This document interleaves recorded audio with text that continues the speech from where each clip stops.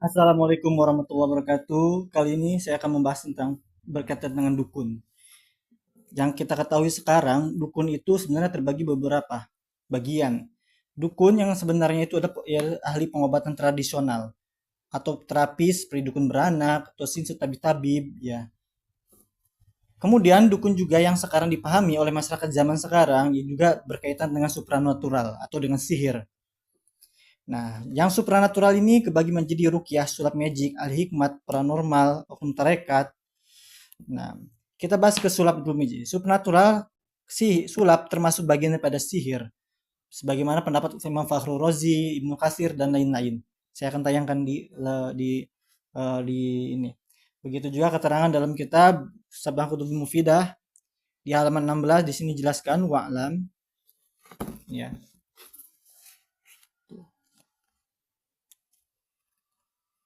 Wa'lam ana sihir. Anna sihra ismun yuqa'u ala haqa'iqa mukhtalifatin wa ya'simiya wal himiya wal khawasul haqa'iq minal hayawan wa ghairiha wa tolisimat wa al awfaq wa ruqa wal azaim wal istikhdamu wa nasratu asimiya wal himiya wa khawasul haqa'iq minal hayawan wa ghairiha wa tolasimatu wal awfaqu wa ruqa wal azaimu wal istikhdamatu wan nusrah. Jadi yang namanya sihir itu nama-nama yang dinisbatkannya kepada sesuatu hak yang berbeda-beda. Jadi beda-beda seperti simia, himia, dari hak nama-nama hewan, skorpion dan sebagainya di bintang-bintang itu ya, wa ghairi. Wa tolisim raja-raja, wal aufaq, wafaq-wafaq, wa ruqa, ruqiyah, suwuk, ruqiyah, azaim, ajimat, istikhdamut, wa nusroh dan lain-lain. Ini termasuk yang masukin khodam dan lain-lain ya. Kembali ke masalah pendukung. Pause dulu. Nah, kembali ke sini. Sebelum membahas yang lain, kita akan membahas tentang sulap atau magic dulu. Sulap atau magic ini sebenarnya yang murni adalah seni pertunjukan atau hiburan, atraksi-atraksi, trik-trik yang menggunakan alat khusus, kecepatan tangan dan lain-lain. Nah, ini memiliki 10 aliran. Tambah 1 11 dengan yang digital ya. Sekarang ada yang digital juga. Yang pertama mentalis. Mentalis itu dia bisa membaca pikiran, prediksi, ramalan.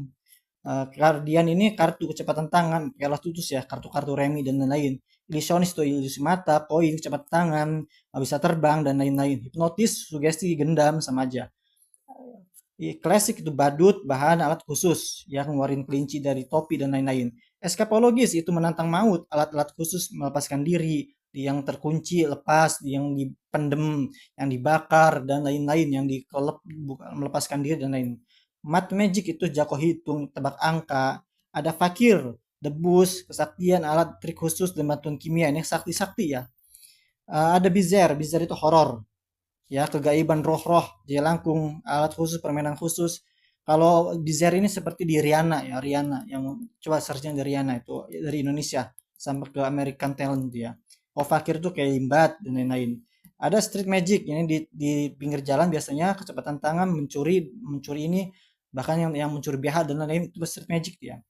Oke, kembali ke supernatural.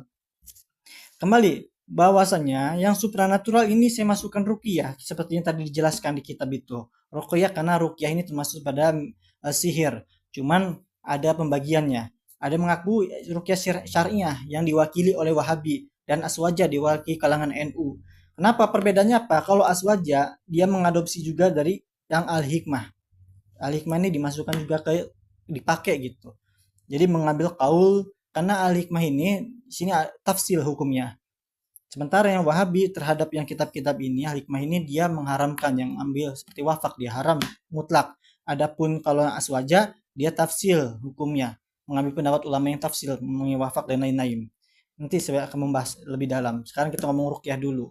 Ruqyah ini baik syariah maupun aswaja yang pokoknya itu lebih menggunakan hipnoterapi Islami, yaitu menggunakan hipnosis sama seperti ini sulap ya. Maka saya ada kasih garis ke sini hipnotis tuh. Karena dengan sugesti ada kaitan dengan sugesti non verbal di zaman Nabi itu nggak ada pakai rukyah itu pakai kantung kresek kesurupan kayak begitu nggak ada baik syariah maupun aswaja yang dipraktekkan itu sebenarnya tidak ada di zaman Nabi tetapi hukumnya tafsil. Ya boleh rukyah itu bagus juga karena secara tak langsung dia menggunakan hipnoterapi Islam, hipnosis ya. Boleh, boleh saja. Herbalis apalagi nggak apa-apa, bagus. Ya, habatus sauda, madu dan lain. Terapis Islami bekam, misal canduk ya bekam, ataupun dengan metode-metode lain, terapi-terapi lintah dan lain-lain, itu nggak masalah. Tapi tetap syariah mun aswaja itu masuk ke hipnoterapi Islami. Dan ini ada oknum-oknum baik syariah maswaja yang terlalu over kehaluannya, sehingga dia kadang-kadang mengambil ke sini nih set ke aliran bizer, horor, kegaiban roh-roh ya. Ini kalau membahasnya panjang nih berkaitan roh-roh khodam jin dan lain-lain. Ingat ya, jin itu minal jinnati wan nas, kalau setan itu sifat. Al-Quran ketika dibacakan baik didengar oleh jin maupun manusia itu nggak kepanasan ya. Ini kepanasan ini korban daripada sugesti nonverbal, sugesti visualisasi yang ada di televisi dan film-film.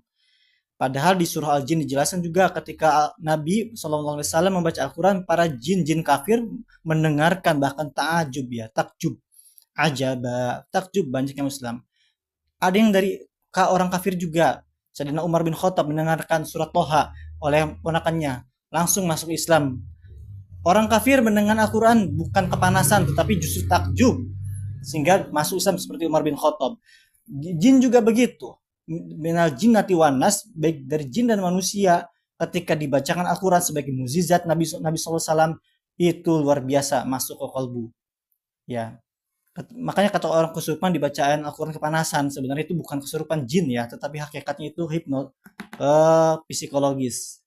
Kesurupan itu psikologis. Nah, ini yang banyak dijual-jual, yang dipertontonkan oleh ruqyah syariah dan aswaja, yaitu hipnoterapinya. Tetapi berkaitan dengan bizar tadi, horor kaiban roh-roh. Ini yang saya tidak setuju. Kalau misalkan murni mengobati dengan hipnoterapi ataupun dengan herbal terapis dengan bacaan Quran, doa, paling wasilahnya air putih dan lain, itu nggak masalah, bagus, dianjurkan bahkan. Tapi ini kadang-kadang menyimpang sebagai pasar supaya laku, dia ngomong-ngomongin ke biziar ini, ke gaib-gaiban, ke hodam-hodaman, jin-jinan, kehaluan lah. Itu yang tidak disetujui dan itu masuk pada sihir. Selanjutnya ruqyah magic. Bedanya aswaja, kalau aswaja dia mengadopsi yang di sini nanti ya. Ke ini dulu, ke al-hikmah. Ini sulap fix ya, dia bagian daripada sihir, tetapi hukumnya tafsil, tergantung ya tujuan dan maksudnya. Kalau sekedar hiburan dan lain, itu para ulama lebih ngerti hukumnya bagaimana. Tetapi untuk menipu seperti yang dibongkar oleh para pesulap, ahli pesulap merah, itu haram. Kenapa? Karena al-hikmat, baik ruqyah dan al-hikmat, banyak dan termasuk yang terapis pengobatan ini banyak yang menggunakan sulap dan trik-trik yang dipertunjukkan. Kenapa? Karena oknum-oknum para ahli majikan ini, para sulap ini, mereka masuk ke ruqyah, dia masuk ke al-hikmat, dia masuk ke paranormal, dia masuk ke terapis. Jadi menggunakan ilmu sulap ini masuk ke ahli hikmah, masuk ke ruqyah, masuk ke paranormal, dan masuk ke terapis. Gitu ya. Jadi mengobati dengan sugesti, mengobati dengan alat-alat khusus. Ya, itu seperti yang sudah dibongkar oleh pesulap merah. Jadi saya apresiasi kepada pesulap merah, saya sangat mendukung dengan membongkar para dukun yang menggunakan trik-trik sulap, termasuk al-hikmah, dan juga pada Mahesa Al-Bantani, saya juga mendukung. Karena begitu benar sekali apa yang diucapkan mereka itu. Mereka al-hikmah ini akulturasinya ke Timur Tengah. Dari tradisi mistis umat terdahulu, baik Yahudi, Nasrani, Majusi, Islam, Mesir kuno, Suriah kuno, dan lain-lain. Rujukan utamanya kitab hikmah. Ini kalangan santri ya. Di kalangan santri dulu. Samsul Ma'arif, Mamba Uslima, Aufak, dan lain. Ini pernah saya bahas di video-video sebelumnya. Nah, di sini ada akulturasi Timur Tengah al-hikmat. Dan juga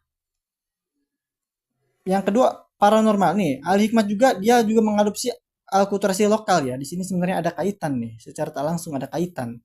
Karena ada juga sebagian yang terutama yang santrinya nggak mantep, dia itu mengadopsi kejawen dan Timur Tengah dan lokal dia digabungkan. Ada juga yang murni Timur Tengah di kalangan para santri, tapi ada juga yang akulturasi lokal biasanya pakai mahar-mahar nih, pakai mahar-maharan. Kemudian ke paranormal. Paranormal itu kebagi dua, akulturasi lokal seperti kejawen dan hikmah. Ya, di sini ada kaitan. Paranormal yang akulturasi barat itu tarot, bola kaca dan lain-lain. Kalau ini akulturasi dari barat ya, dari Eropa. Ini dukun nih. Jadi dukun santet yang katanya dukun santet sihir ya, sebenarnya kita ini paranormal ini sebenarnya orang-orang biasa yang mengatasnamakan magic. Oknum tarekat dengan tasawuf falsafi, dia mainannya karomah dan kewalian, mengaku berwali seperti misalkan dia tuh sudah pangkatnya wali sehingga berkaromah, karomah, karomah, dipertontonkan umum, bahasa semut, bahasa Suryani dan lain ini. Ya, ini masuk juga sihir juga. Dan ini tidak kadang-kadang pakai trik sulap. Trik sulap dia gunakan dengan mengatasnamakan koromah. Makanya saya ada garis di sini. Ke bizer, kohor, ke goib-goiban, ke wali-walian, tetapi ke islamian gitu ya. Ke fakir juga. Ada yang sakti-sakti, padahal memakai alat khusus. Adakah yang murni? Karomah yang murni itu benar-benar tidak bisa dipertunjukkan, diminta. Itu murni pemberian dari Allah. Sama halnya seperti mukjizat, ya. Tidak bisa seenaknya digunakan, dipertontonkan. Itu hanya semata. Silahkan kaji lagi kitab-kitabnya. Itu tentang karomah. Tapi karomah ini sekarang menyempit. Yang tadinya mana-mana untuk kekasih-kasih Allah sekarang di ini perinci. Kalau misalkan kesaktian khairah adah ini dilakukan oleh yang memegang syariat dengan benar, maka itu baru namanya karomah. Itu sebenarnya kurang pas ya, sehingga setuju. Karena ada orang-orang yang di secara mata dia itu ahli ibadah, tidak keluar dari syariat, ahli fikih dan lain, tapi main kayak begini-beginian juga. Lalu dianggapnya karomah, padahal mah hanya trik ataupun main ke hipnotis. Cuman para ulama kita nggak paham ke sini. Para ulama-ulama kita mayoritas nggak paham ke sini. Sehingga sesuatu ketika ada orang soleh, ya orang soleh menggunakan ilmu-ilmu ini, dan yang tahu dia sendiri ataupun hanya Allah yang tahu, dianggapnya sebagai karomah. Dan kadang-kadang punten baik kalangan habaib maupun kalangan kita itu kadang-kadang para wali-wali juga dibesar-besarkan. Ya. Jadi mujizat-mujizat karomah-karomah para wali itu sampai ke kita ini zaman sekarang ini dibesar-besarkan. Padahal kejadiannya nggak segitu, tapi digede-gedein. Biasalah, kita tahu sendiri cerita gini lama-lama makin besar dilebay-lebayin. Ya, karomah para wali banyak dilebay-lebayin, lebay-lebay. Padahal nggak begitu juga sebenarnya karomah juga. Ya, apalagi zaman sekarang lama-lama tergeser. Kembali ke sini, ke hikmah ya. Jadi sihir ini banyak macamnya, termasuk wafak, wifik, itu sudah dihukum begini, itu termasuk wafak, termasuk sihir. Sihir itu intinya bukan hal-hal yang goib. Maaf, saya bukan Mu'tazilah, tetapi saya juga meyakini sesuatu yang goib. Tetapi yang 99% yang kita hadapi ini adalah mereka-mereka ini yang mengkambing hitamkan para jin. Ya, mengkambing hitamkan para jin. Sekali lagi, mengkambing hitamkan para jin. Jin mah nggak tahu menahu, kitanya aja nih main-main kata-kata di sini. Ini ada kaitan-kaitan. Baik ilmu hikmah, dia banyak ke kalangan fakir debus ya, sakti yang setia pakai alat. Ini ada tokonya ini, tokonya. Makanya saya salut kepada pesulap merah membongkar para oknum-oknum yang menggunakan ilmu-ilmu sulap digunakan di ahli hikmat, di ruqyah, di paranormal dan lain-lain. Dan juga saya apresiasi kepada Mahesa Al-Bantani yang membongkar dari segi ruqyah, ahli hikmat dan tarekat. Ya ngebahas kehaluannya ya, kehalu-haluannya. Nah, ini panjang pembahasannya kalau mau dijajar biaskan lagi. Ya intinya ilmu-ilmu sulap sihir itu tidak mesti, bahkan 90%-nya adalah trik. Bahkan di zaman Fir'aun, saya tayangkan nanti ya, para ahli tafsir mengatakan sebenarnya tahu itu ya, tukang ahli sihir kan dia membentuk tali bentuk ular lalu dilumuri dengan air raksa, ketika dipanaskan atau dengan kena sinar matahari yang terik di gurun pasir, dilempar ke sana ke pasir, maka air raksa itu akan bereaksi menjadi menggeliat-geliat.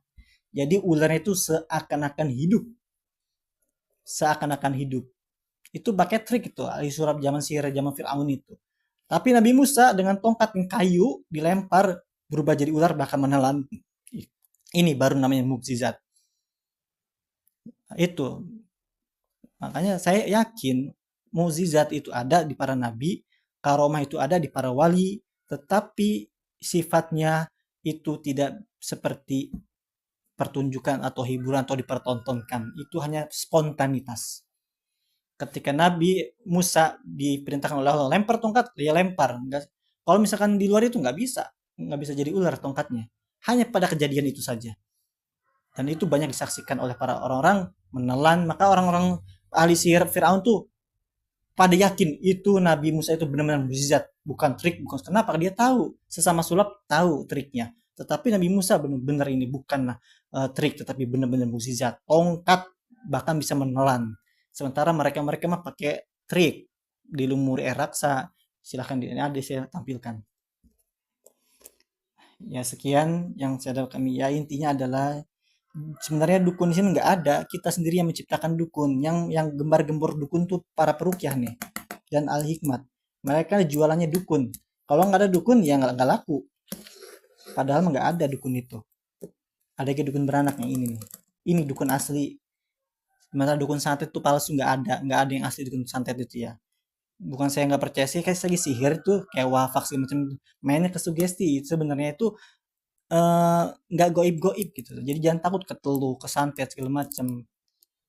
Ya bukan saya berarti nggak percaya dengan goib, percaya sekali percaya. Saya kan bahkan pernah ngeliat pocong ya, jelmaan jin yang merupa jadi pocong menakuti.